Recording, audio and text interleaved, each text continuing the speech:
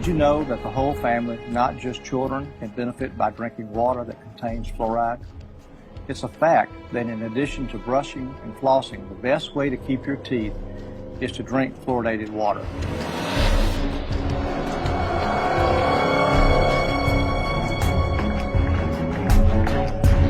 We consume it every day with the reassurance from our health authorities that it is doing us good. The truth is, fluoride is a poison, and adding it to our drinking water is an evolving social experiment started 40 years ago.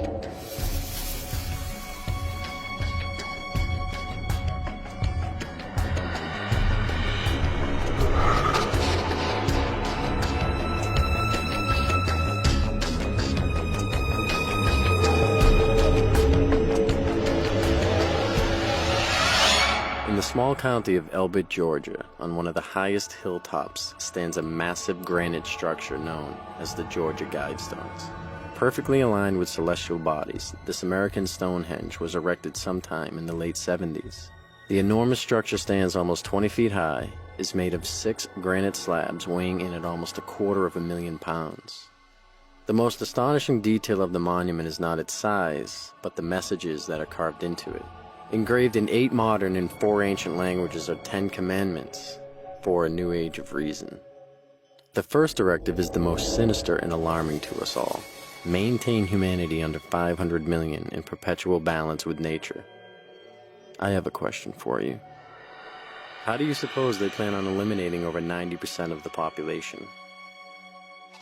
Perhaps by using the oldest trick in the book, and that is to do it right under our noses, then cloak it in the phrase, "It's all for your own good."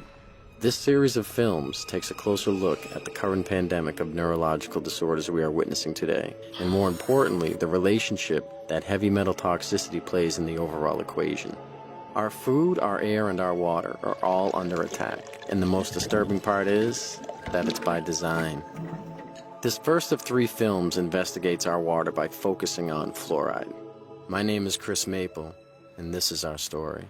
So we got our friends at the Fluoride Action Network. We actually went to their website and printed off a top 10 facts about fluoride. Hopefully we can educate a few people on what's going on with the drinking water. Do you drink tap water? Yes, I do. Yes. Yes, I do. Yes. Yes. I do drink tap water, but I usually put it through a filter system. Filtered. Filtered tap water, yeah. Yeah, one of those like little jugs with the carbon filter that comes in there. If it's an emergency situation, I need to, swallow a pill or something. Yeah, but No, I don't drink it. You don't drink the tap water? I don't drink it for recreation when I get thirsty. I boil my water, I wait for it to cool, I store it in jars. Nah, don't want to take any risks. Let me ask you, what made you go and buy that filter? Because LA water tastes like crap. Well, I know what's in it. It's pretty nasty. Have you heard of the fluoride controversy that's going on? No. No, never. Yeah, actually, This is the first time? it's a surprise for me. Have you heard of fluoride? Yes. What do you know about it? It's something that's added to water. Mhm. I don't know like the scientific exact definition. Apparently fluoride ions help out with keeping your teeth strong and everything else like that. I always thought it was kind of like a medicine because it helps your teeth be stronger and all that fun stuff. I know that it's one of the questions that our dentist asks us about if we have fluoride in our toothpaste, but that's about all I really know. I don't know if it's a positive thing or not. So why do you think? Why is it added to the water? What do you think? To like, you know what, I'm not sure. Well, my dad was a dentist, Okay. so I know fluoride as far as dental health is necessary, Okay. particularly for kids that don't learn how to brush their teeth. Their parents may or may not be aware of what sugar can do to their teeth. So, in my opinion, fluoride's a good thing. Fluoride is safe and effective, and it's one of the most inexpensive ways to really cut down on dental decay. Anything we can do to help prevent cavities on children, I think, is very important. Absolutely, fluoride is safe. It's effective. Fluoridation of community water is extremely safe and extremely effective in preventing tooth decay. Science is on the side of fluoride being safe and effective. There is no controversy about this in the scientific community. If it's such a simple issue, how is it that it's still going on after half a century. I remember it being debated Yeah, when I was 30 child. years ago. And it is continuously debated. But just because we've been doing something 50 years doesn't necessarily mean that it's right. Public health officials knew then what they know now. Would we have fluoride? Would it be added to our drinking water? Well, today a coalition of scientists, dentists, and doctors are taking action to stop fluoridation until it is proven safe.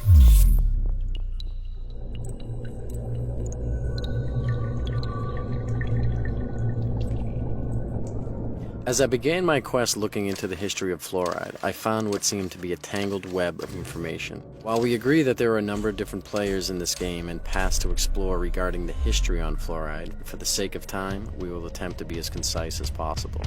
In the last part of the 18th century, a new kind of revolution was taking hold of the modern world. This was not a political, social, or cultural revolution. This was an economic revolution, and unfortunately for us, the byproducts were some of the most toxic pollutants humanity had ever seen. And one of the most venomous pollutants of them all was fluoride. By 1930, the aluminum industry was the biggest polluter of fluoride. In America, only one company was in the aluminum business: the Aluminum Company of America, otherwise known as Alcoa. Ironically enough, during that time, the U.S. Public Health Services was under the direct jurisdiction of the U.S. Treasury Secretary Andrew W. Mellon. It just so happened that Mellon was a founder and major stockholder of Alcoa. He was also the founder of the Mellon Institution, an industry-funded research institute that was notorious for giving industry the scientific data it needed to defend itself. The Mellon Institute published some of the key evidence that supported the effectiveness of fluoride in fighting tooth decay. It was Dr. Gerald Cox, who also worked at the Mellon Institute, that made the first proposal to artificially fluoridate our public water supplies. Although widely debated, the official human experiments began in Grand Rapids, Michigan on January 25, 1945, as they were the first to publicly fluoridate their water supply. So you guys want to know what fluoride is? I mean, that's what we're going to do over the next 12 months. Our hope is to interview people like yourself, various physicians, neurologists, chemists, toxicologists, and get to the bottom of it. I mean, I don't understand why there's a debate. Yeah. We want to get to the bottom of what is fluoride. Is it good or is it bad? Okay. Well, more importantly, Mike, we'd like to come down and see you. How do you feel about that? Yeah, we can do it at my studio if you'd like. Oh, that'd be great. Okay, I got a lot of hosting out shows today. Yeah, all right. I know you're busy, buddy. I'll let you go. All right, Chris. See you soon, man. Okay, sounds good, Mike. Bye-bye. That's awesome. My name is Mike Adams, the Health Ranger, the editor of naturalnews.com. What is labeled fluoride is not naturally occurring fluoride, like you might find in the ground. It's actually a collection. It can be over 100 different chemicals, including some radioactive chemicals, including many cancer-causing chemicals, including heavy metals, neurologically damaging elements that are called fluoride. And then this is dumped into the water supply, and the cities have the doctors and dentists convinced that this is somehow good for your teeth. So this topic, this fluoride topic, has been going on, discrepancy, There for 60 years now. must be an organization that is trying to push fluoride. Otherwise, it wouldn't be going into communities the way it is. So I think there's an organized group that are trying to influence cities and convince them. 2/3 of the water districts in this country fluoridate, but not San Diego.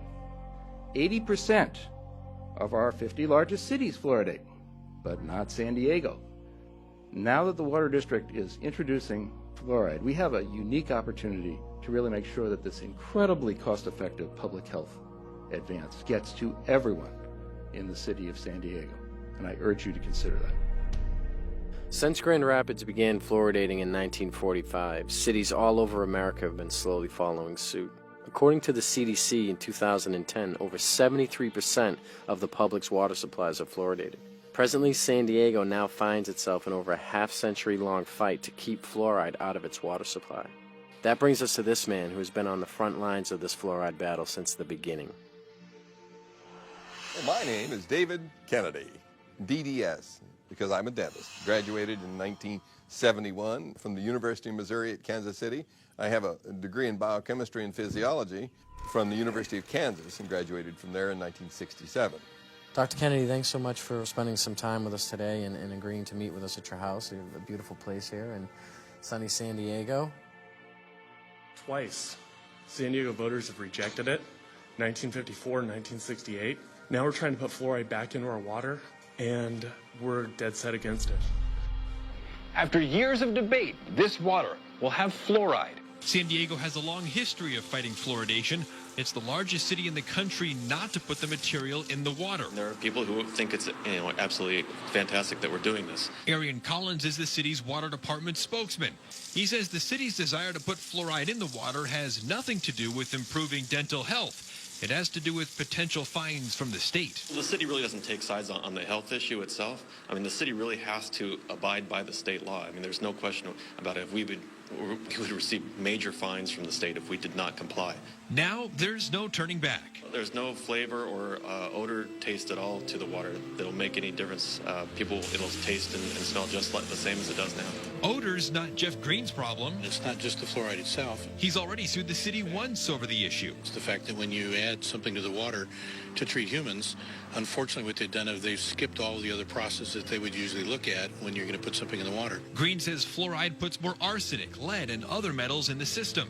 And he says it'll all end up in court again. So you're talking legal action, presumably? I'm certain that it'll probably have to be legal action. Fluoride will be in the entire water supply by the end of the month. John Langler, Fox 5 News. 50 plus years now, San Diego's been fighting this battle successfully. What just happened? The story, if you go back to the history in California for fluoridation, more than 110 times cities had rejected fluoridation in California. The City Council voted in 1952 to put hydrofluorosilicic acid in our water supply. The citizens walked around and they said, we don't think that's a good idea, and we passed a law that says no fluoride or fluorine-containing substance or hydrofluorosilicic acid can be added to the public water supply. There can be no gift of funds, no tax, and no water bill levied for that purpose. Even as far back as 1952, they were actually able to name the product that was going to end up being put in the water that we now have to spend all of our time on. And it's ordinance number 67 in the San Diego Municipal Code. It still stands? It still stands today, and what we have is a bunch of crooks and thieves in downtown City Hall, and they decided, well, you know, that's such an old law. Mayor Golddigger actually said that's such an old law. Well, let's see, the Constitution is 200 years old. Shall we throw that out too, Mayor? San Diego is not being forced to fluoridate. They're doing voluntarily against the law that we have in our community. So what do you do about that? The only thing I know to do about that is exactly what all the people in Libya and Egypt and the Middle East did, is that when you get sick and tired of the totalitarian approach to government, where they says you will drink it, you're going to like it, we decided you need to have hazardous waste in your water supply, and you got to stand up and say, you know what? You drink it, because I don't want it. This is a sad day where the citizens of San Diego lost again. We held them off for 60 years, and here they are, buying Chinese hazardous waste, put it in the water supplies of San Diego, directly against our wishes. If you catch the citizens asleep, you can take their rights away, and that's what they did. That's what it was. People just, are not savvy enough to be able to figure out that the hazardous waste from China is not what's going to prevent tooth decay. Eating right and taking care of your teeth is what prevents tooth decay. This is about your rights. This is a civil right. Are we going to put stuff in the water that harms children? We shouldn't. Well, we did. Well, hello there. Hey, Chris, how you doing? How are you? Good to see you. Good seeing you, too. Nice to meet you. Thanks for inviting us out here in such a short notice. Oh, you bet. You bet, and I'm glad the weather showed up nicely. So you ready to talk about some fluoride or what? You bet I'm ready. As we know, it's a pretty important topic. It sure is, but a misunderstood topic by most people. Yeah, you're right. And hopefully we're here today to, to gather a little more clarity around the issue, and I'm hoping maybe you might be able to help us with it. Okay. When they first started using fluoride, they used sodium fluoride. And sodium fluoride that we were able to get from the aluminum industry. Well, the fluoride that is being put in the water now, not back in 1940, 1950, that was sodium fluoride. Now it's a mineral. It's coming from the phosphate fertilizer industry. It's a byproduct that is a very toxic waste. It's basically fluoride bound to silica, okay? And it's called fluorosilicic acid when it's put in. Extremely toxic. Fluoride is really a clever way for industry, the mining industry, chemical processing industries, aluminum smelting and processing industries, to eliminate their toxic industrial waste without having to pay for it to be handled as industrial waste. They just slap a new label on it, fluoride. They sell it to cities, and the cities dump it into the water supply. The water in Amesbury is supposed to have fluoride in it, but Rob Damaris has been concerned for years about what's in the supply he gets from China. The residue you see here is what won't dissolve when he puts the fluoride powder in the water. What is that? We don't know. You have no idea what's in there. I don't know what it is. It's not soluble, and it doesn't appear to be sodium fluoride, so we're not quite sure what it is. They should test it to make sure that what they're putting in is safe for us to drink. For almost a year, these fluoride pumps in Amesbury have been off, and the water department says they'll stay off until they can figure out what's in the fluoride. Since 2007, most of the sodium fluoride has also been imported from China because it's the least expensive on the market. I don't think that when it comes to something that I ingest every day, the lowest bidder is good enough. I'd like to be able to add it in, worry-free. But despite those concerns, we want to be clear. Both state and federal health officials tell Team 5 Investigates Chinese fluoride is safe. So who do you think we should talk to next? I mean, you know anybody that... Coming to town is Paul Connett. He's an excellent professor of chemistry. All the chemistry professors in the world think this stuff is bad because, it burns holes in the countertop and stuff like that. So Paul would be a really good guy for you to talk to. My name is Paul Connett. I am a retired professor of chemistry. I taught at St. Lawrence University from 1983 and retired in May of 2006. And my specialty was environmental chemistry and toxicology. Most people in America are persuaded that everybody fluoridates their water. And if you're living in a town like Albany or Long Island or Ithaca or somewhere, but the vast majority of the population of the world does not drink fluoridated water. Most of the countries do not fluoridate their water, only about 30. The countries now that have banned the use of fluoride, China, Austria, Belgium, Finland, Germany, Denmark, Norway, Sweden, the Netherlands, Hungary, and Japan. All these countries have said that fluoride, number one, is ineffective and toxic and should not be used. We are still using it. There's something wrong here. I think it's time that we become aware and do something about it. How come our country that's supposed to be, quote, so smart, uses it? Well, there's something going on here. What does the European Union know that we don't know? Nothing. Nothing. They know the same thing. That's why, but the difference is they're not getting paid off and we are. And so therefore, this is what the only thing I can come up with, because they both have the same facts. They both have the same facts. Fluoride is toxic. Fluoride is not helping your teeth. If it was really helping your teeth, why do we have all these dental problems? It's not at all. How come you can go to primitive societies around the world that never had even seen fluoride, and they have perfect teeth? Why are we having all these learning disorders? How come we're having autism? We're having all these things we never had before. Well, why don't we ask that question and answer it honestly? Answer it honestly. 98% of Europe does not fluoridate. Only 8 countries in the world have more than 50% of their population drinking water.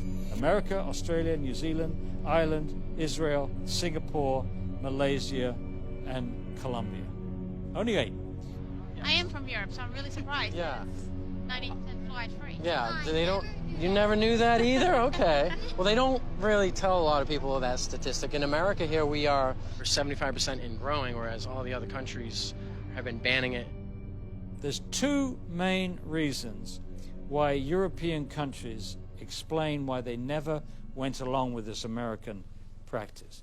One was they didn't feel it was right to force it on people that didn't want it. And secondly, they didn't think that all the health issues had been resolved. I think Europeans have come to their senses on several issues, not all of them, but on many, GMOs being one of them and fluoride being another. They've rejected these things because they're looking at the evidence. America tends to be way behind the curve on really recognizing reality in the realm of fraudulent hoax science. our CDC and the liars in Washington, D.C. have only had success in countries that speak English for the vast majority of the disposal of their hazardous waste product. That means that you and I and our children in the United States are the largest consumers of hydrofluosilicic acid. Call it what it is. Hydrofluosilicic acid, what is that? Hydro's water, fluo, fluoride, silicic, sand, and it's missing an electron. It's acidic. It'll kill you. You take your hand, dip it in like that, and you're going to die. Hydrofluosilicic acid does not occur in nature. It's a man-made molecule. And it eats through concrete, glass, stainless steel, fiberglass, plastic. You name it, it'll eat it. So why are we putting that in the water? It's toxic. It'll kill you. You touch it, it kills you. Just before they pour it into our drinking water, there's a skull and bones right on the side of the packaging. You need to wear a hazmat suit. First tonight, hazmat crews from all across our area responded to a chemical leak this afternoon in Rock Island. The chemical was so strong that it was burning through the concrete there. News 8's Christy Mergenthal has the latest.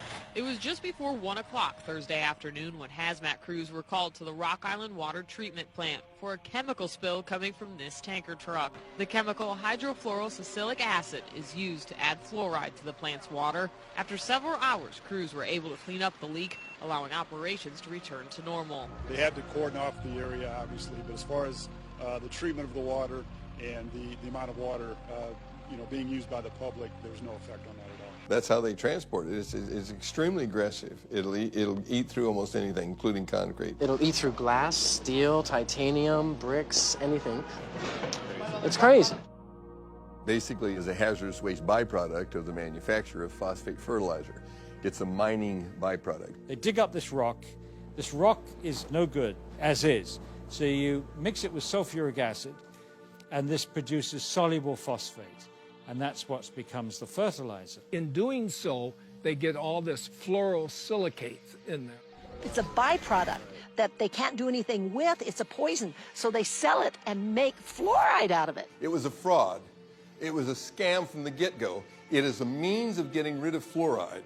You allow industry to use your water supply to dispose of their hazardous waste. It's a disposal mechanism. It's a major industrial waste pollutant. They were trying to dump it into the rivers that were going out into the ocean in Florida, and boy, they stopped that. They said, you're polluting, you're killing the fish, and which they were. For 100 years, they decimated the local vegetation, crippled the cattle, damaged the citrus groves in Florida. It was costing them a fortune to handle this as a very serious industrial waste. And then eventually... Oh, I have an idea. Let's put it in the water supply and we'll get them to take it off our hands. We don't have to pay to get rid of a toxic waste. And now they're making millions of dollars on what is.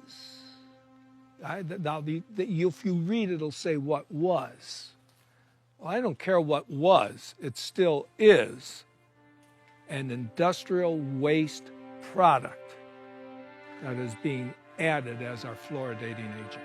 And so they're helping Cargill get rid of their hazardous waste problems. Cargill is the largest privately owned corporation in the world. They were also the largest producer of hydrofluosilicic acid. Cargill at one time had like 90% of the market. When the hurricanes went through Florida, they knocked out the holding pond, so there was a shortage of hydrofluosilicic acid. And so they reached out to the rest of the world, and now we get it from Mexico and Japan and China, because none of those countries allow fluoride in the water supply. They don't put it in at all. So it obviously is piling up in those countries. I don't think we need to be helping other countries out with their disposal of fluorosilicic acid. Fluoridation is the worst recycling practice in the world. So I support recycling. But to take the hazardous waste from the phosphate fertilizer industry, which cannot be dumped into the sea by international law and cannot be used locally because it's too concentrated, and to take that product and put it into our public drinking water is sheer lunacy. It's bizarre. I mean, George Orwell, Kafka could have written this play. It's lunacy. There are 250,000 tons dumped annually in the water supply. Does that sound like a big figure to you? If you had 1 ton and were worth over $1 million, you'd be a poor person by the time you got rid of that ton.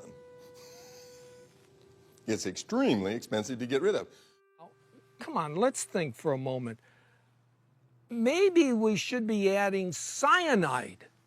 How about adding cyanide to the water supply? Because now they got all this cyanide somewhere. Now, what are we going to do with it? It's costing us millions to get rid of it. Oh, just add it to the drinking water, and we'll pay you to add it. That's basically what they're doing with this fluorosilicate. It's almost like if a company could just dump its toxic waste into the river, and they said, well, we're just going to dump the byproducts of uranium refining and enrichment down the river.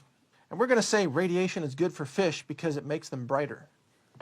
You know, they could sell that on TV. They could get on Fox News and CNN, and they could tell the whole country, oh, the fish need to be brighter so they can eat at night.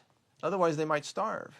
So we need to save the fish, which means we need to dump more radiation into the rivers, and that's why this corporation that's enriching the plutonium, let's say, or the uranium, is a good corporation that's helping to save the fish.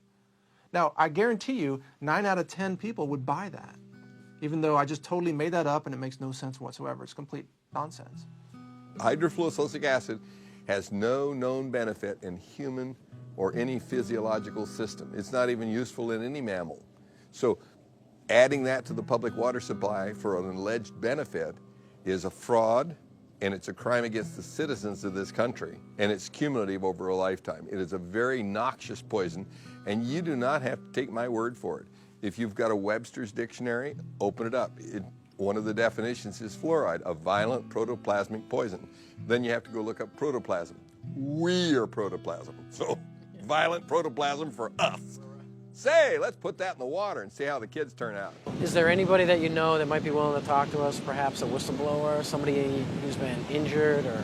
Yeah, there's a guy who wrote a book, Toxic Torts, the tell-all book about the phosphate fertilizer industry, Gary Pittman. He'll tell you the story. Is that where's he out of? In Florida. That's where all the phosphate mines are in the United States. That's right. Paul, looks like we're going to Florida, buddy. What do you think? All right, Gary, so Dr. Kennedy had forwarded me your name and information and said that you might be willing to talk to us about an injury you incurred at work. Yes, been exposed to a lot of chemicals and heavy metals and have numerous health problems from the exposures. And then, of course, that was during my 21 years in the phosphate industry.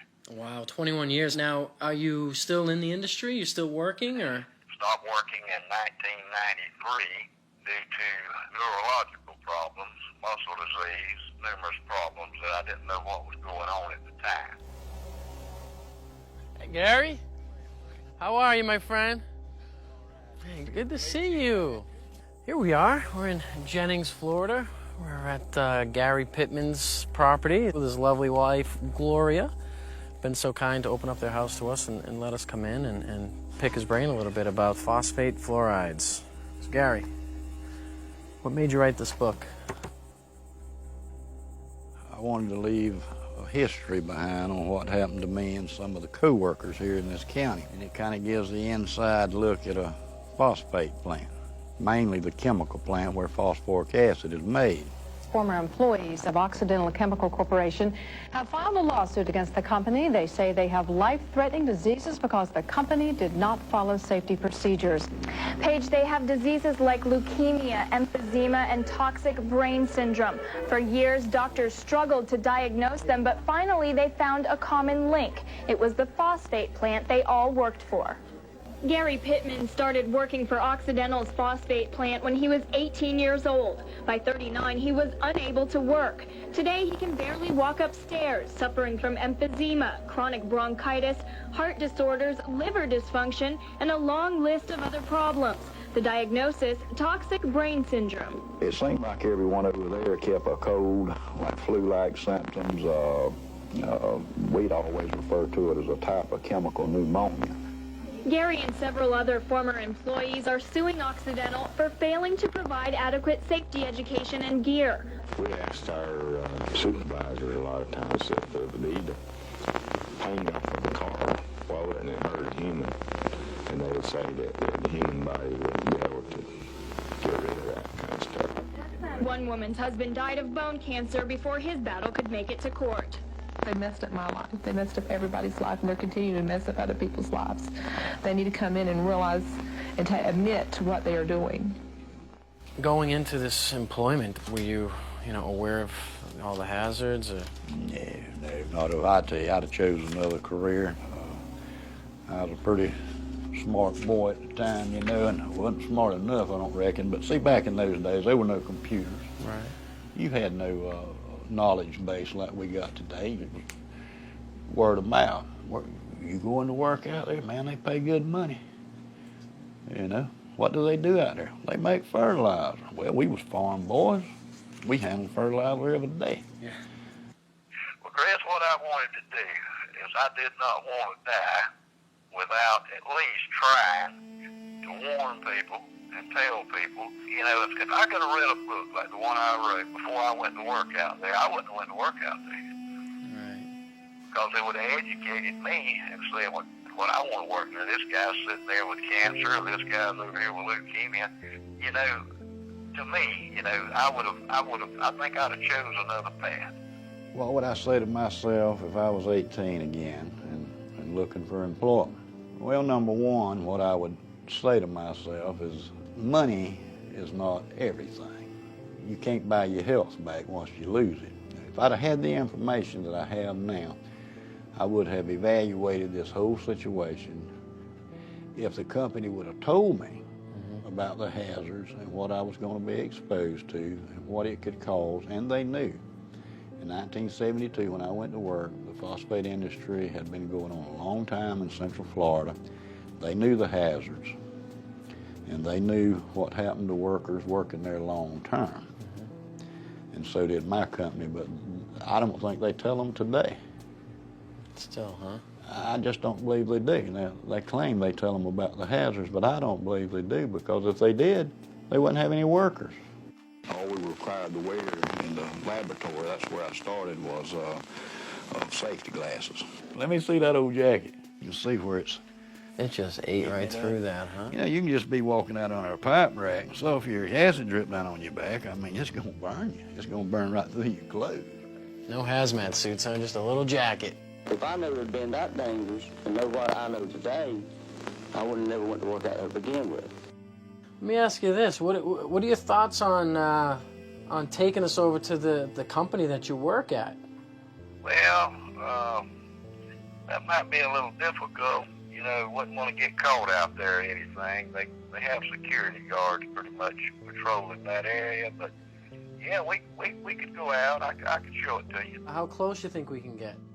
Well, you can't see what's on the inside from the ground. You have to get a view from the air. And there's some satellite images of all the phosphate mining in Florida. And they have got some great images of the devastation this strip mining causes. Yeah, we could go out. I could show it to you. Up here on the right, we're going to have the administration offices. They used to be in the chemical plant, and they moved them. They used to eat the pantyhose off the women's legs. Wow. It says, I worked at the above-named company, Occidental Chemical Company, White Springs, Florida, in 1968 and part of 1969.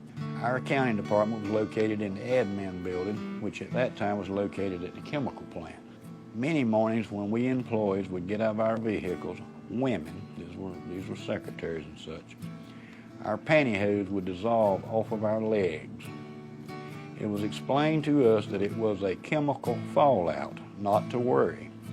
Our boss would see that each of us girls would get $1 to get us another pair of pantyhose. So there's three things you can see from the space station, and that's the Great Pyramids of Egypt, the phosphogypsum stacks of Florida, and the Great Wall of China. And that's how large they are. They have them in South Florida and Central Florida that are 400 acres big. It's a huge operation.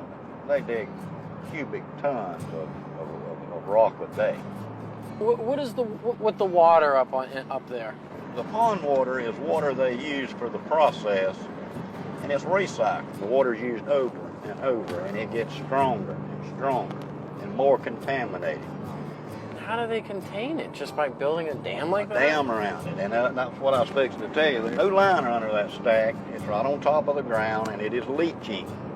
Sure it is. Into the groundwater. Yeah, I read somewhere about a sinkhole that took place. The reason the sinkhole developed is because the acidic water eating away the limestone. And once the limestone gives way, you're in the groundwater. Wow.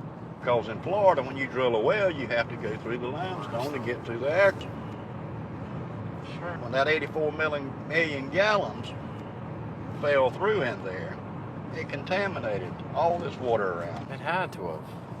And like I said, you know, it's just a matter of time before, you know, you have a sinkhole like that. It's just a weak point. Wherever there's a weak point in a cavity in the limestone is where the bottom falls. Eventually going to happen. Yeah, in all of them. In all of them. In addition to this recycled toxic water up there in those ponds. Those ponds, you call them. In addition to that, they're taking fresh water too, right? Of course, they use a lot of fresh water because, see, this is the main thing that they don't want you to know. Is what they call the water balance. It just makes them nervous if you start talking about the water balance. What do they add back when they need water if it's leaching? Right. It's going away. So they have to add some fresh water. I see. To keep the process going. Right. The phosphate industry uses more fresh water than any other industry in the state of Florida. You know, and sometimes they have to release water out of those toxic ponds. Where do they put it? They put it in the creeks and it runs into the Swanee River. Now what they do to it is lime it to bring the pH up so it don't kill the fish immediately. The Swanee River, they claim, is a pristine waterway. But if you ask the Fish and Game Water Commission in Florida, they'll tell you not to eat over one fish out of that river a month. Wow. Because of lead and mercury and chromium and cadmium. They won't tell you that, but that's why. Yeah, that's why. This is just a lot of the documentation I've reached through the years. What really caught my eye was, like we had talked about earlier, the 1972 through 1979 misrepresenting environmental data. And they charged them $575,000 for emitting 10 times the amount of fluoride allowed by law. And I was working there when that was going on, and the fumes were just unbelievable. It pit the glass on your windshields, make them so foggy it would etch the glass. Just having your car parked out there while you're at work. I mean, back in the 60s, you know, I mean, even earlier they realized that those fumes were very toxic. Very toxic. The phosphate company pretty much polices themselves. They have their own crews do their stack testing and all the other environmental things. And, you know, that's kind of like the fox watching the hen house. And I have been involved to where they would go up to test a stack and come down and tell me, says, something's wrong. This stack is going to fail. You know, so you look around, find a problem, straighten it out, and say, okay, boys, y'all can go up there and test now. I have also been at the point to where we couldn't find what was wrong, and they were doing the test, and we would just go and open a blind in the fume ducts to allow more fresh air to rush in, so it would dilute the emissions. And I know for a fact that they cheat on these tests. Once you know that, then you lose all faith in these regulatory agencies because you know it's all a farce. In this past, I'd say 6 months, there's been 4 people that I know of that I grew up with. They were younger than me. They were 52, all of them died. And I do honestly believe it has something to do with the phosphate chemical plants out there. I would imagine you've seen some injured employees. I've seen people burned. I've seen people blown up. I saw a man killed, and he was going to weld on a rotary drum filter. Somebody had washed it with a solution of sulfuric acid and pond water. Found out later that the guy had struck an arc to weld on that thing, and it exploded. And it killed him, messed up his friend, too, that was helping. But that's a very hazardous work environment. When you digest phosphate rock with sulfuric acid, that's what you're going to give off, hydrogen fluoride and silicon tetrafluoride. Now, even at that strength, it'll eat up concrete, asphalt, stainless steel, even the fume ducts after a while, which is made out of fiberglass. Very corrosive, the most corrosive acid known to man. Used to etch glass, it's used for a lot of things. One of the things it's used for is to fluoridate drinking water. Who in the world would want to drink water with this stuff in it?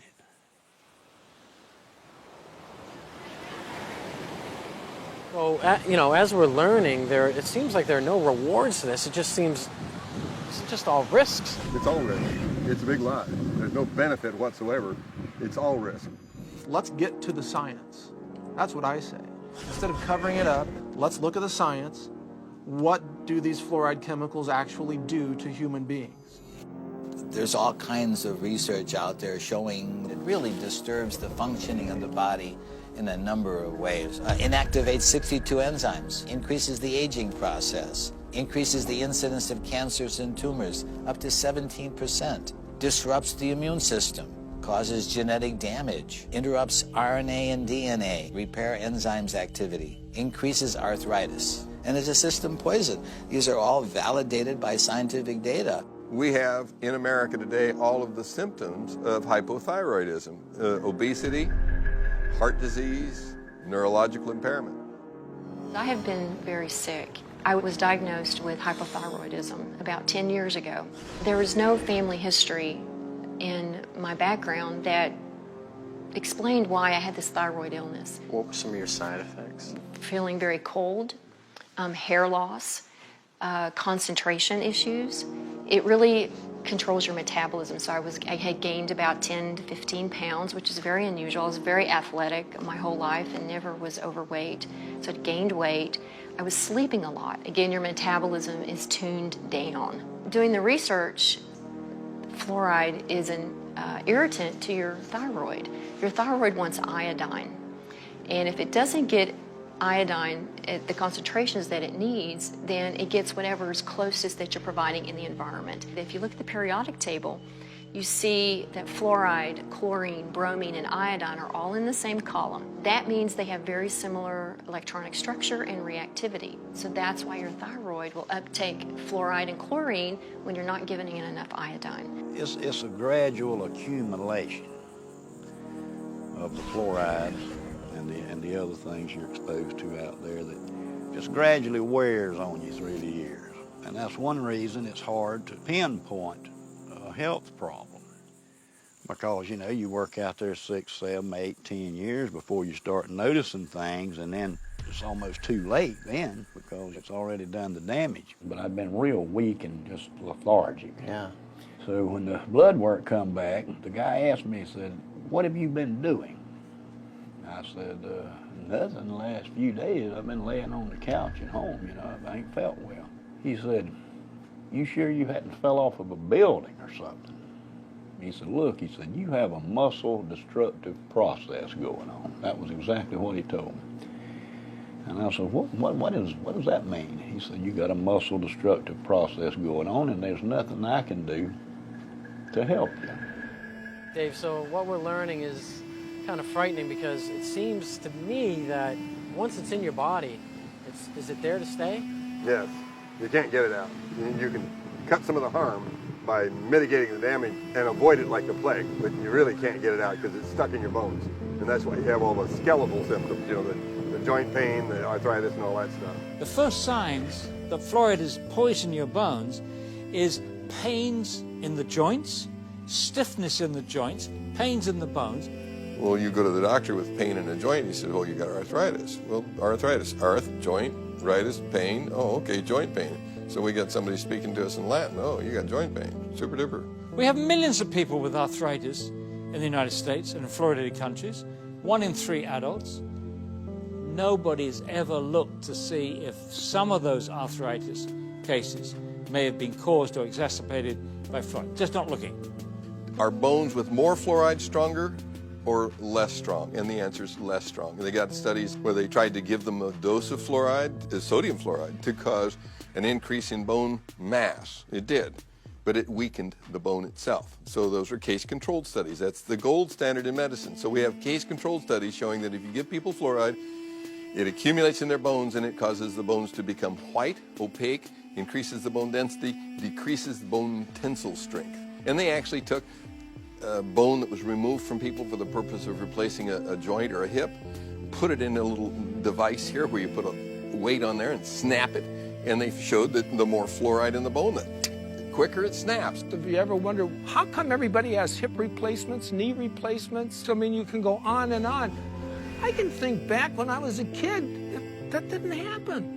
You didn't see all these crippled people. I mean, you saw a few, but it wasn't common. I mean, how does it end up in our bones? Is it that where our body just finds? It's calcium-rich tissue, so your body parks it there because it's got to dispose of it some way, otherwise it would kill you. So it parks in the bone, and then it kills your bones.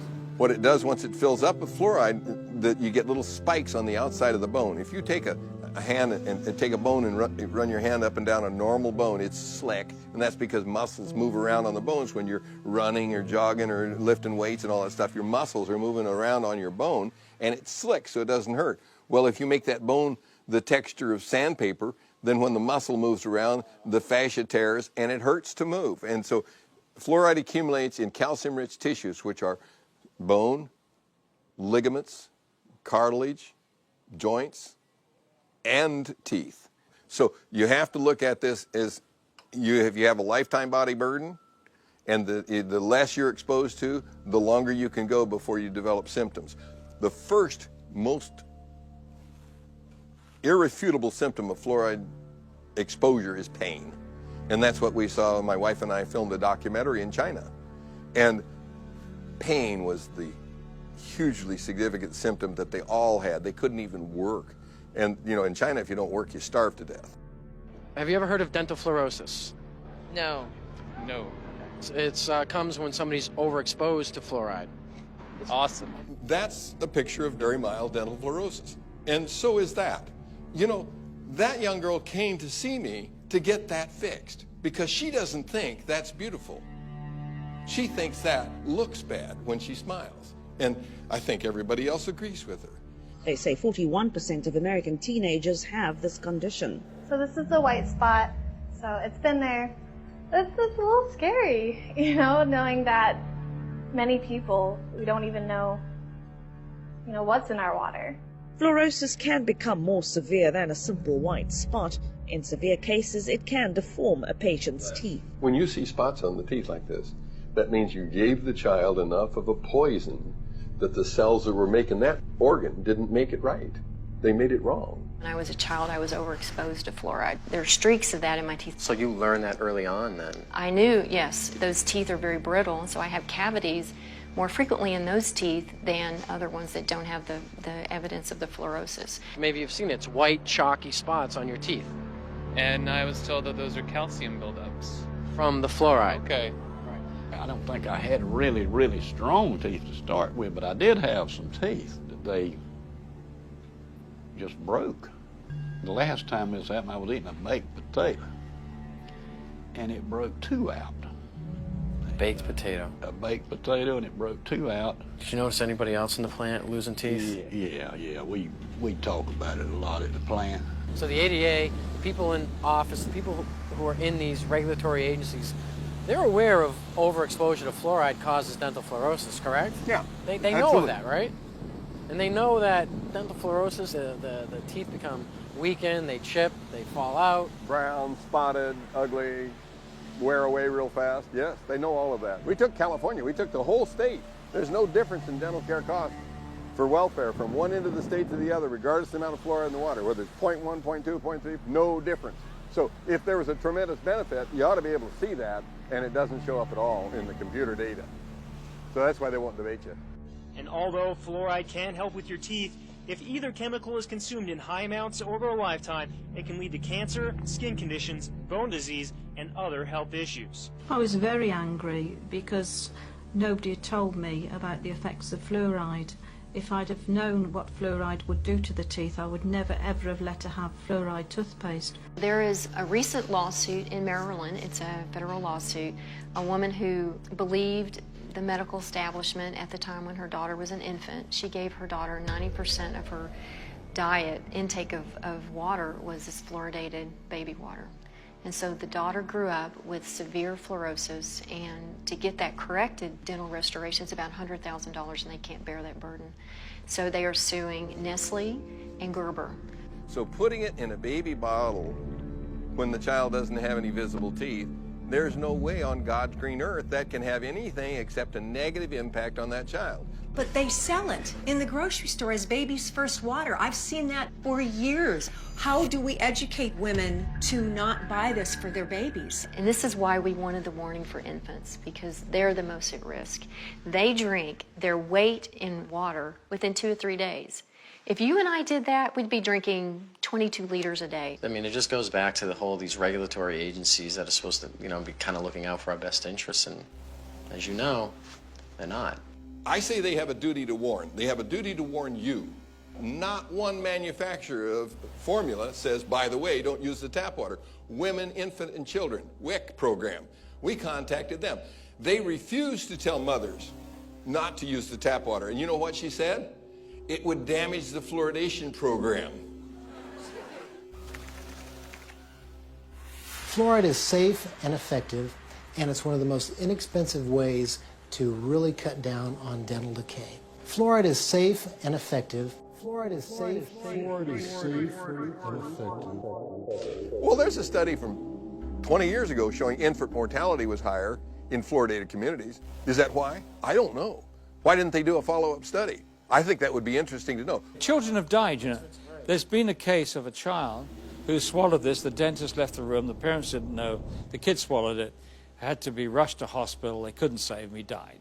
So, yeah, it's very toxic substance. There's no question about that. Is that the kind of stuff that a responsible parent would be putting in their child's hand?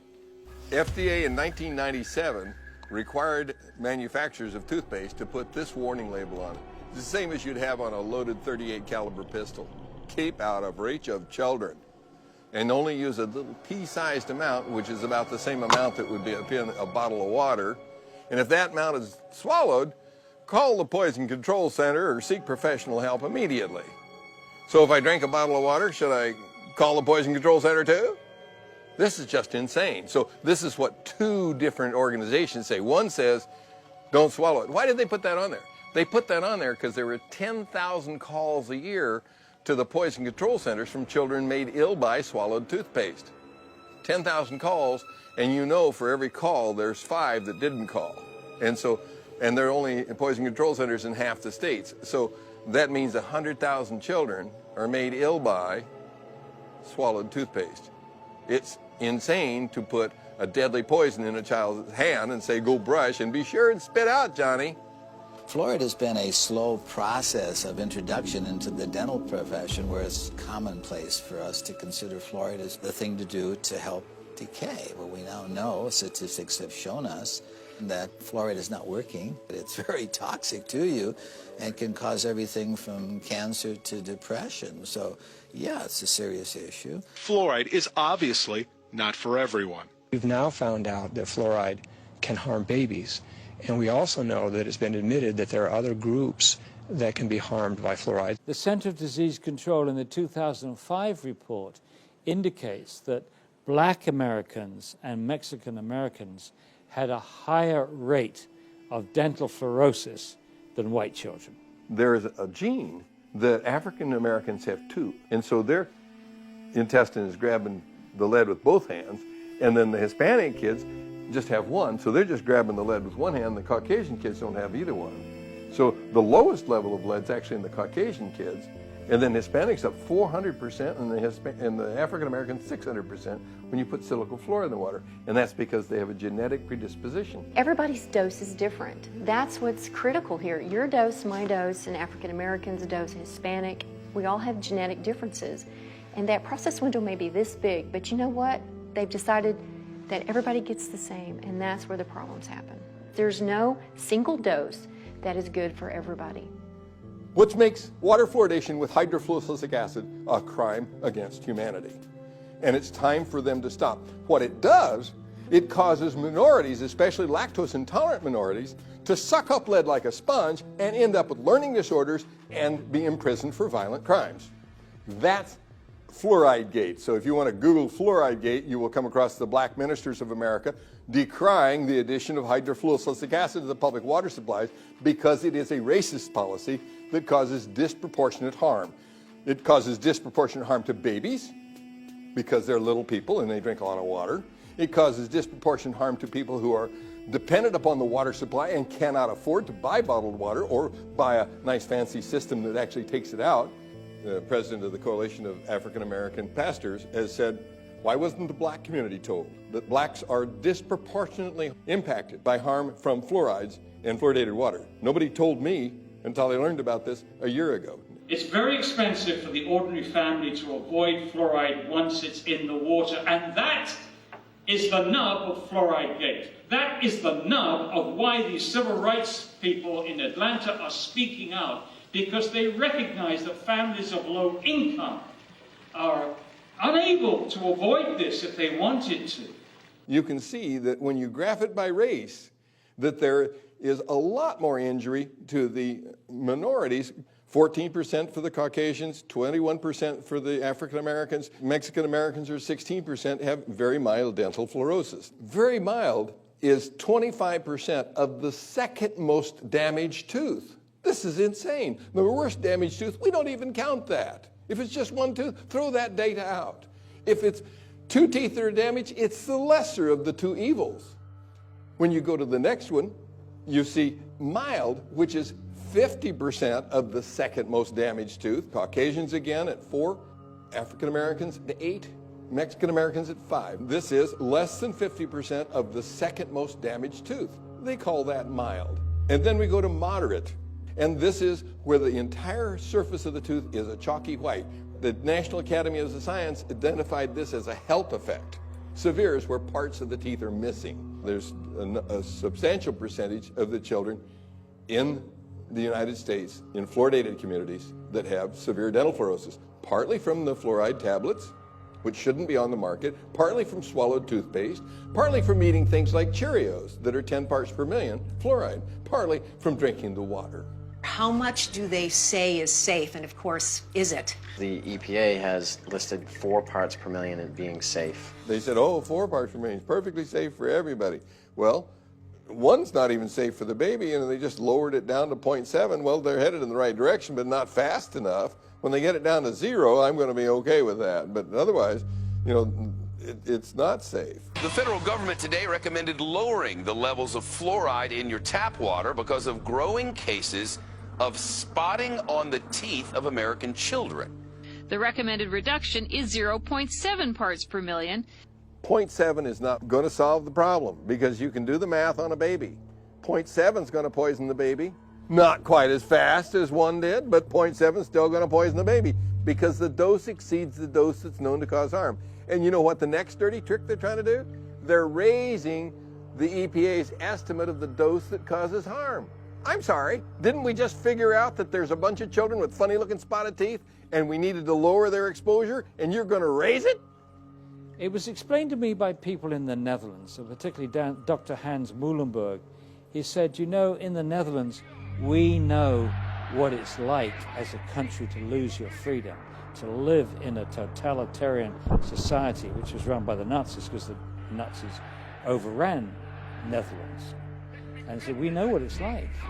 You are meant to have the right to informed consent to medication.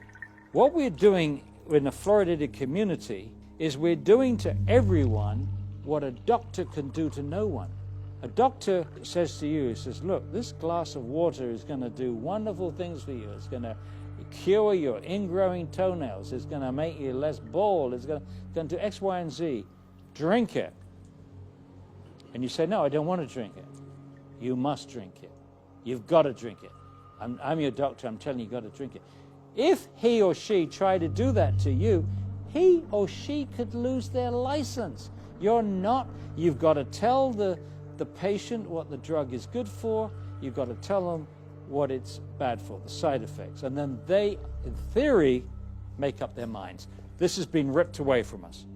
Water fluoridation is the dispensing of a drug. This is not chlorine. This is not any number of the other chemicals that are used to treat the water. Fluoride is being put in specifically to alter you physically, to make a physical change in you. Fluoride is a drug, is a medicine. The majority of our prescription drugs, the primary ingredient is fluoride. Fluoride is a drug. Oh, I didn't know that. No idea. Well, anytime you see the letters FLUO, you're talking fluoride. Fen-phen, the diet drug that ruined hearts, well, that was a fluorinated diet drug. Prozac is fluoxetine. It's a fluorinated psychoactive. Matter of fact, almost all your psychoactive drugs are fluorinated drugs. They put it in there both as a carrier and an accelerator of the effect. The actual active ingredient in Prozac is fluoride. Prozac is made almost entirely from fluoride molecules. It is, and like SSRI drugs are similar molecularly to some of the elements in fluoride. Remember the school shootings in Columbine, Colorado? They were on SSRI drugs. Those drugs make your mind think that you're not living in the real world, that you're actually just sort of experiencing a false reality. And I think fluoride has much the same effect. Knowing this, that it is a drug, do you think it's safe to allow the population to be drugged at any dose? Doesn't matter how big or small you are. Doesn't matter if you're sick, healthy, or elderly. No. There is absolutely no drug on the market that's given in a one-dose-fits-all situation. We don't put other things in the water to try to keep everybody's blood pressure down or everybody's stroke risk down. And there's no reason why we should be trying a one-size-fits-all approach for this either. Once you put a medicine in the drinking water, you can't control the dose because you can't control how much water people drink. You can't control who gets it. It goes to everybody. If you ask a pharmacist if there's any drug in his store that was safe enough to give to everyone, young people, old people, sick people, people with poor nutrition, give it to them in any dose, they'd laugh at you. It's ridiculous. There's no way you can give out a medicine without being able to control the dose. And one dose cannot fit all, and you can't give a medicine to everybody. You are forcing it on people who don't want it. There are people in this audience who've spent far more time researching this issue, including David, myself, and many other people in this audience, and they've stated categorically to the mayor, to the city councillors, we do not want you to force this medicine on us. We have the right to informed consent to medication. That's a very important right. This is a violation. It's being violated every day in this country to over 200 million people. There needs to be informed consent. We have that with all other medications. When we go to the doctor, he or she gives us the information of what the side effects are going to be. With fluoride, there is no informed consent. There is no safe dose for this one-size-fits-all medication that they're doing to us. Now, all of those issues are important, but the one that really concerns me is the impact of fluoride on the brain. I'm a photographer from Los Angeles, and I'm here with these cameras today, and because I feel personally driven to do something about this. Once I started looking into it personally and realizing the impact it was having on our children, I decided to do something about it. But my question to you, to the panel, is if the EPA, from what we understand, has found evidence, and they've stated this, that fluoride is a neurotoxin, neurologically, what really is it doing to us? Could you enlighten us on that a little bit? A study panel for the EPA, you're absolutely right, listed fluoride as amongst 109 chemicals for which there was significant evidence of neurological effects. It has definite impact on the neurons, which is the nerve parts of the brain. You don't just grow those back. It's not like, well, I cut myself, so now I'm renewing my cell. It doesn't happen to the neurons. There are so many ways that fluoride could be damaging the brain. We know this from animal studies. Dr. Phyllis Moulinex exposed rats to fluoride to work out its effects on the human brain and the central nervous system. What we did was we exposed them, let them drink the fluoride in the water for 6 to 20 weeks. The pattern that we saw, it typically is what we see with other neurotoxic agents that are well known to cause a hypoactivity or a memory problem or an IQ problem. When I first presented the results of these studies, one of the individuals sitting and listening to the results. He says, do you have any idea what you're saying? And he says, you're telling us that we're reducing the IQ of children. Look, the first opponents of fluoridation in this country in the 1950s were biochemists.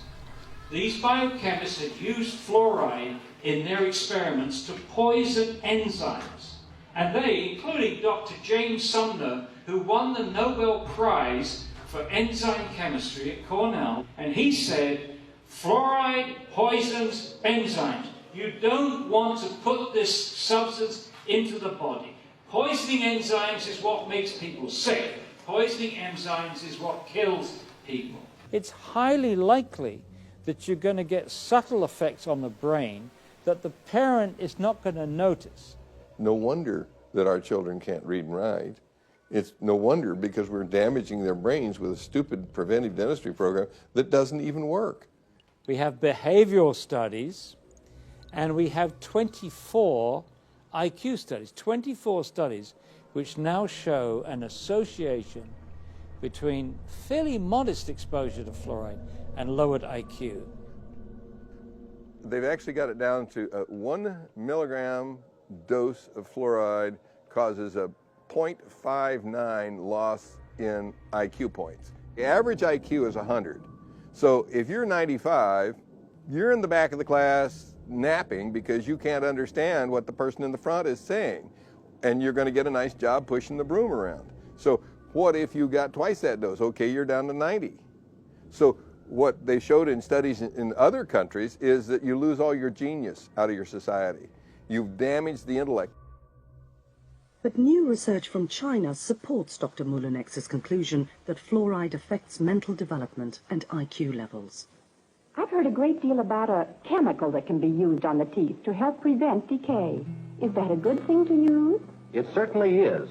We use a fluoride solution, and we have evidence that for some people... 50 years ago, American government scientists had clinical evidence that fluoride affected the central nervous system. But all this was kept secret. Chemical? You're going to put some chemical in my mouth? All mention of the effects of fluoride on the central nervous system was stopped.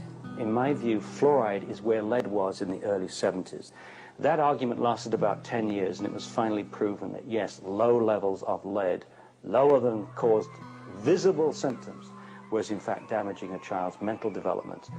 I think the same thing we're going to find with fluoride. As someone who has gotten off of fluoride, I can tell that my thought processes and my concentration is higher. And so when you damage the IQ of the children, you lose your place in the country as a leader, and we have.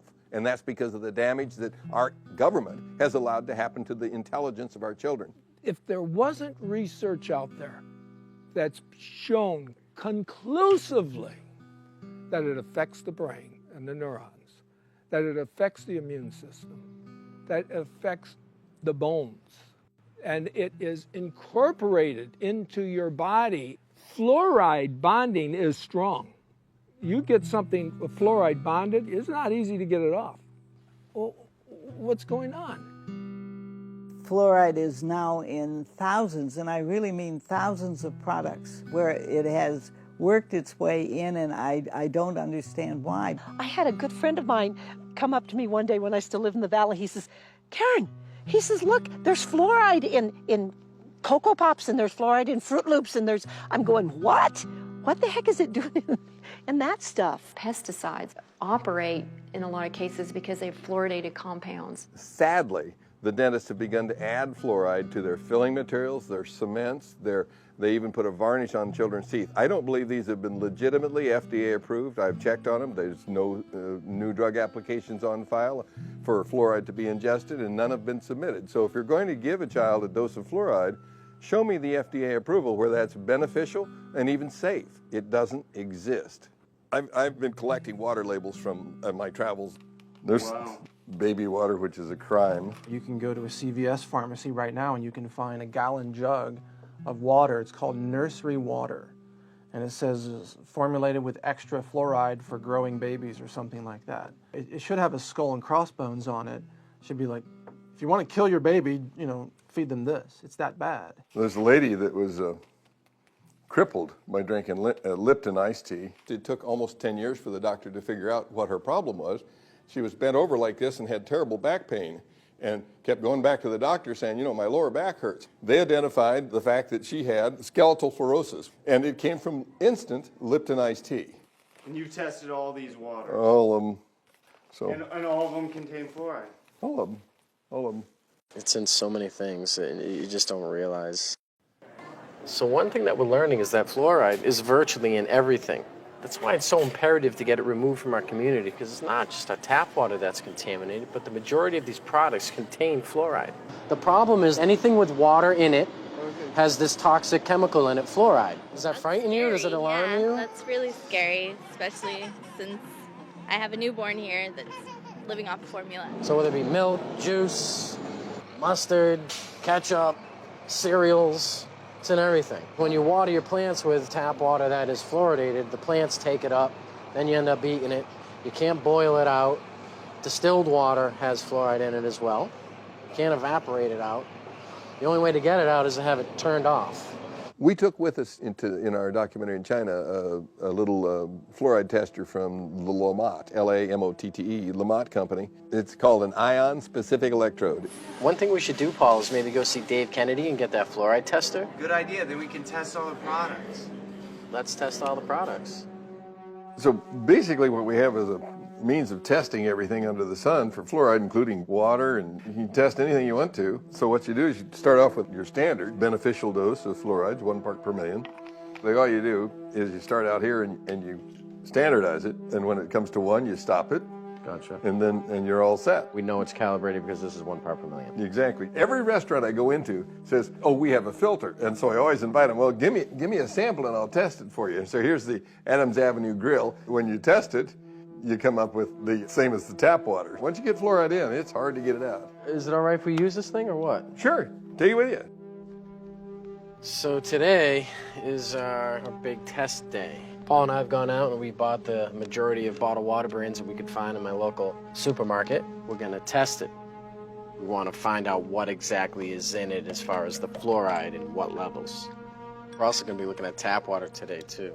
And we're doing this with our Tracer Fluoride Pocket Tester. This puppy right here is going to allow us to measure the parts per million of fluoride in pretty much any liquid substance we can get our hands on. So get ready. Should be interesting. We'll start with my tap water. These tablets assist the electrode in the tester to pick up the fluoride traces. All right. This is the fluoride added baby water, nursery water since 1948, right around the time we started testing with water fluoridation. So what really blows me away about this is why would you need to add fluoride to water that already has fluoride in it? But I guess if it's in a bottle of water with a nice little pretty label of Elmo, it's okay to be drinking and ingesting. It just, what blows me away is where's the poison control number? It should be on every bottle. Did you know that bottled water is not controlled by the government? And guess who does all the research on it? The water companies, the ones making the bottled water. They say this is this is this, da, da, da. If you want to look at what, chemicals or trace amount of contaminants are in different bottled waters, you have to go on the company's websites and go look up their information. And in some case, they won't even provide it to you. I just picked this up as an example when I was down in Cabo San Lucas a few months ago. And you can see it's a bottled water made by Nestle's. And then if you got really good eyesight and you get your magnifying glass out over here, you can see that it has the elements of calcium, magnesium, sodium, potassium, bicarbonate, and no fluoride in there. That's the deal. And so you can go to Italy, Germany, France, Holland, Denmark, anywhere in the world except America, and pick up a bottle and they'll tell you what's in it. But in America, we'll tell you how much fat there is in it. It's just insane. And you don't have to believe me. Here's San Bernardino from Italy that has bicarbonate, calcio, magnesio, silica. They even tell you how much sand there is in it now. And here's fluoride at 0.06. Here's Primavera from Italy again, and it's got bicarbonate, sulfates, chlorine, calcium, magnesium, sodium, silica, and no fluoride in it. Because they know people don't want to be drinking fluoride. So if you were in Italy or Europe or someplace else where they actually had reasonable labels on their water, they'd tell you what's in it. Here they pretend like it doesn't exist. You can get Poland Springs, and all it does is say is since 1845 our natural spring water has been wonderful and good and all that stuff, and they forgot to mention if there was anything in it. So why don't we tell them that here? We don't tell them that here because we want to sell them tap water in plastic. We're going to try calling all these bottled water companies, and supposedly they will release whether or not they're adding fluoride to their bottled water. PG Water Consumer Affairs. Hi, I'm just trying to figure out what levels of fluoride are present in Fiji's water. Okay, we do have some naturally occurring fluoride. It's about 0.26 milligrams per liter. Evian water is pure by nature. We don't add anything to the water. We don't take anything from the water. The water is untouched by man. The fluoride level on the Arrowhead Mountain spring water fluctuates between no detected to up to 1.3 milligrams per liter. This is naturally occurring at the springs with no man added. All right, thanks so much, Maureen. Have a nice day, sir. You too. Bye-bye. Bye-bye. Reading that script, huh? They're all saying it's that level at the spring. How can those levels be natural? One thing that people really don't understand is, their argument might be, well, I don't drink tap water, or I don't drink any of these brands, or I only drink distilled water. Well, do you cook with it? Because if you're cooking with tap, it's getting right into your food. Do you drink orange juice? Or milk? Or Gatorade? How about Coca-Cola? Anything. You gotta realize the water in all these products is just as contaminated. So you can't get away from it. Even if it's organic orange juice, the water is treated with fluoride, and there are going to be trace levels present. So there is no getting away from it. And the only way of getting away is to have it removed. It's toxic on all levels, regardless of the amounts. It's just not supposed to be there. We get enough fluoride from our dental products, whether it's brushing our teeth with fluoridated toothpaste or using a mouth rinse with fluoride. The amount that we're swallowing when we rinse our teeth or brush our teeth is enough, more than enough. When you find out all the facts and the evidence that fluoride it is not good for you, you must find a way to follow through with your lifestyle. And I say to everybody watching this DVD and this documentary, the water is a right of every human being, and no government has the right to tell us what should we drink and when and how. Really, it comes down to this? Yeah, the government's paying 35 dentists at the Center for Disease Control to go out and promote the addition of silicone fluoride to the public drinking water. So it's making a lot of people who can't do dentistry money. Where money and power are is a magnet to criminals. And so Washington, D.C. becomes a vortex of evil. And I'll tell you, when you're controlled by a few people, which is the government, who controls the government? Money. Big money. And if they're about money, then we have a conflict of interest. We want our children to grow up healthy and strong, and they want to make profits. There are solutions out there. There are answers to this.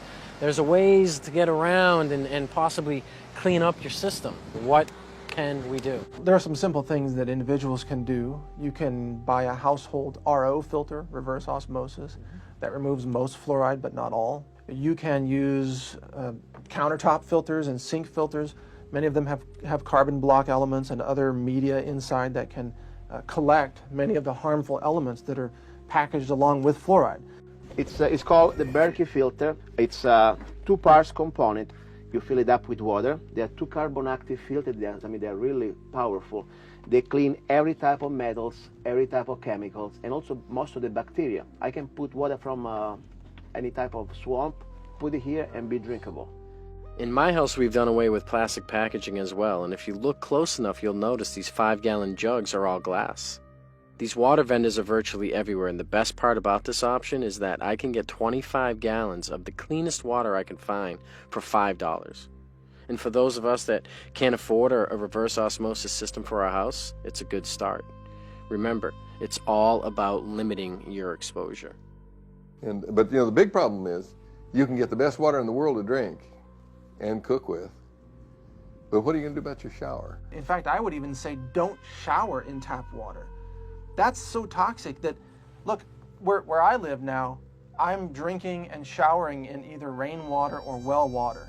If we have the ability financially to purchase these filters and these purification systems, it is the most important investment you could make for your family. You really need to invest in yourself, in your food, in what you're drinking, and more than you are your clothes or your electronics or your car.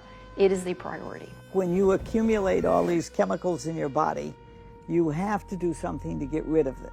The antidote to fluoride poisoning is calcium, magnesium, vitamin C, selenium, and iodine.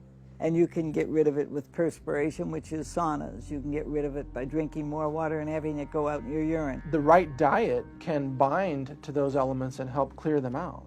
I'm not drinking any more water with fluoride. I'm not eating foods with fluoride. I'm not cooking my pasta rice soups with that fluoridated water. So I completely took it out of my diet. Certain superfoods like chlorella and herbs like cilantro also bind to heavy metals like mercury and help them pass through your body so that they don't get absorbed into your tissues. You know what we should do? Stop buying fluoride toothpaste. Stop buying it. You know, if people started buying the non-fluoridated, guess what they would do? They would start coming out with the non-fluoridated. For example, I buy my toothpaste at Trader Joe, and there is a natural brand, completely natural, for less than what I would pay for the regular garbage. Every product you buy has got a 1-800 consumer number on the side. Flip it over, call them, tell them, I won't buy this unless you sell something that doesn't have fluoride. I'm not buying your product anymore. Or, I mean, for anything. Where do we start? Politically, physically?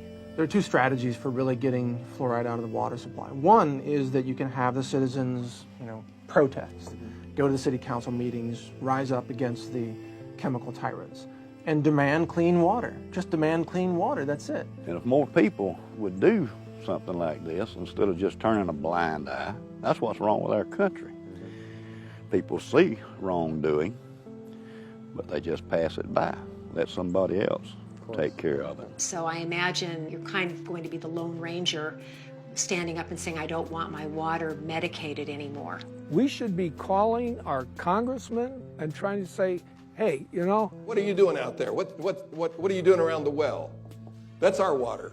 I should have to choose if I want fluoride in my water. Why am I demanded that I have to have fluoride in my water? If enough people will contact their legislators, contact them either through phone calls, through snail mail. I mean, if they get enough of that on a particular issue, by golly, they do set up and take notice. Go there and bitch, because that's your public servant, okay? Last time I checked, they work for you.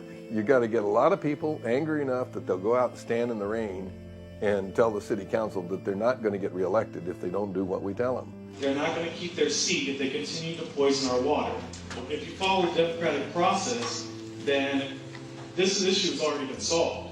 Unite and let's make it happen, because I was thinking about it today, and I'll just wrap with this, but I was thinking about it today because I knew you were coming over, and I just sat there and I literally just prayed to God. I said, God, I don't know there's got to be a way.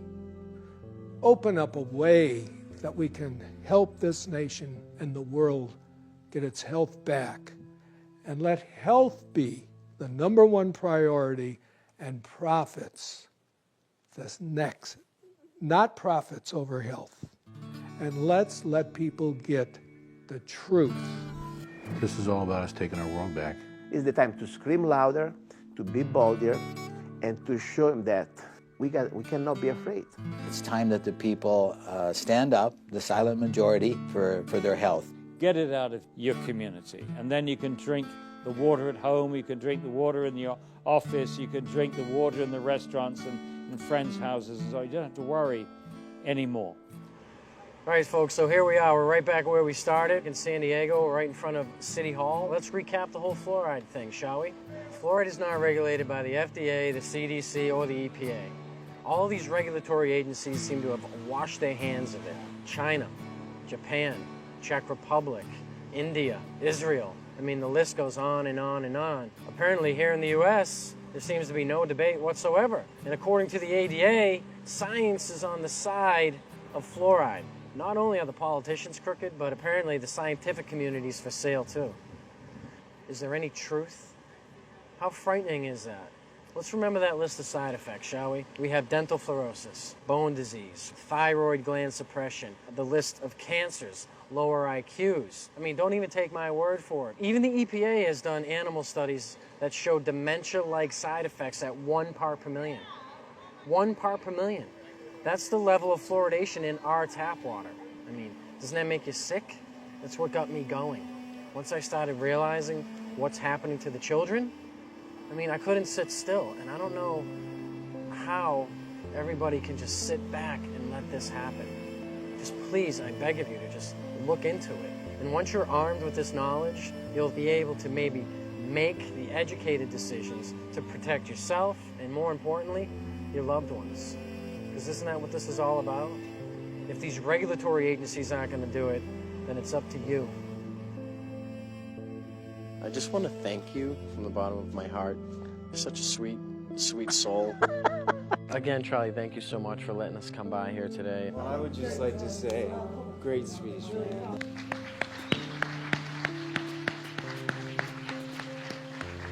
Thank you for all your work you've done over the years and your discoveries and your journey and your just everything. Thank you so much. Appreciate it.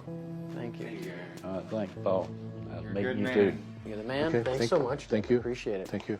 It's been a treat. It's a pleasure to talk to you, and I'm hoping that this will get the message to more and more people. Now, this is fantastic. It's going to be a great educational tool, and we appreciate you being here. And thank you so much, and we'll look forward to seeing you again. Likewise. Thanks for having me. You guys are incredibly powerful, and I want to say thank you for what you're doing for all of us. I really wish this project the greatest success. People need to hear this message from all of those that you've interviewed. This is powerful information, and I imagine that in 50 years, people will be watching this.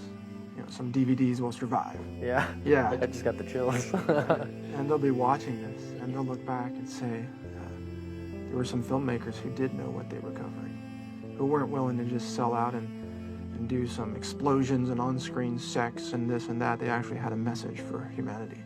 That's what you guys are doing. So with that being said, that concludes our water. Part 1 of a 3-part series, The Great Culling. We still need to tackle our food and our air because they're just as contaminated as the water we drink. Thanks again, and God bless.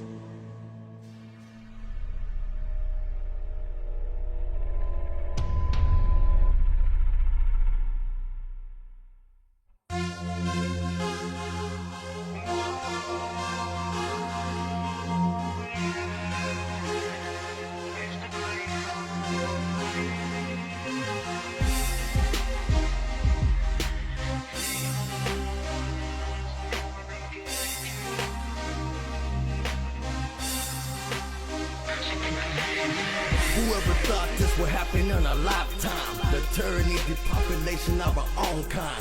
And now they're spraying poisons in our skies. The chemtrails and barium and fluoride. The systems here to keep the population sick at all times. Especially the ones with no insurance, they gon' die. While the rest of the souls and their minds will survive. Not knowing it's the great calling and we all gon' die. You sheep will like to obey and believe all the lies. Like when FEMA tell you that they here to keep you alive. Just ask the people of New Orleans who believe all the lies. How FEMA took them to a dome where the elderly died. Cause there was no food or water, even medical supply. I think the city of New Orleans was a blood sacrifice. I wonder if they use fire shooting waves in the sky. They're trying to depopulate, 90% must die.